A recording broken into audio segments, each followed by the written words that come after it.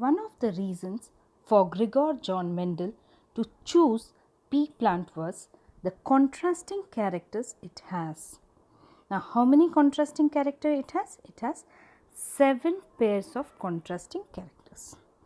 Now, based on this, we will be discussing our whole answer.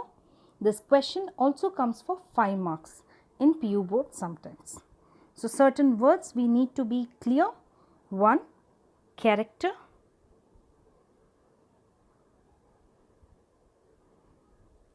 Second, trait. Always remember, when we are saying character, it is a generalized terminology. Say height of the plant, shape of the seed. But when we are going to go and give a clarity whether the height is tall or dwarf, then we say it as a trait. Now, trait could be 2 types, dominant and recessive. So, on this basis we start off. There are 7 I said. So, 1, 2, 3, 4, 5, 6 and 7 pairs. So, how do you remember? So, when you see a plant, what is the first part which comes to your whole eyes? The entire stem. So, I go with height of the plant first. So, height of the plant. One can be tall or dwarf. Now, how do you decide which of them is dominant, which is recessive? Now, the taller the plant, the more branches it could have. So, dominant trait is tall and the recessive trait is dwarf. The next thing what comes in a plant? Flower. Now, first, before we see where the flower is, the color of flower comes to the eyes. So, you have 2 colors, color of flower.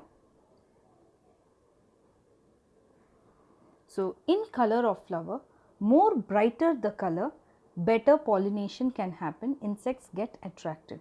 So, violet is the color which is dominant, whereas white is recessive. Now, in the second condition, if you see position of flower. So, if the flower is present in the terminal position, meaning if there is a plant like this and at the tip you have the flower, then there could be only one inflorescence. But if you have it in every axile, then there is multiple inflorescence, meaning multiple fruits can be formed. So, dominant trait would be axial position, whereas recessive trait is terminal in position. Then, once a flower forms fruit, the shape of the fruit comes to eyes, shape of fruit. In this case, what is the type of fruit? It is a pod. So, we can tell shape of the pod. Now, if the pod is inflated, it means it is filled with the seeds, big seeds. But if the pod is constricted, it means it does not have proper seed. Now, after the shape, color of the fruit. So, fruit when it is green, it means it is in the growing stage, it is not dying, it is not senescence. But if the fruit turns yellow, it is in senescence. So, we put recessive character as yellow. Now, inside fruit what do you have? You have seed. So, seed, shape will be the next one. If it is completely round, what do you understand? You understand that the seed has enough amount of starch.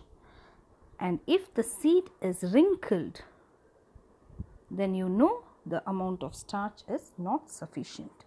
Then comes color of seed. Now, in this case, it is exactly reverse to the shape, color of fruit. It is white. In several cases, you put it as yellow also, will be dominant, whereas green will be wrinkled. Now, this is a 5-marker question. Thank you.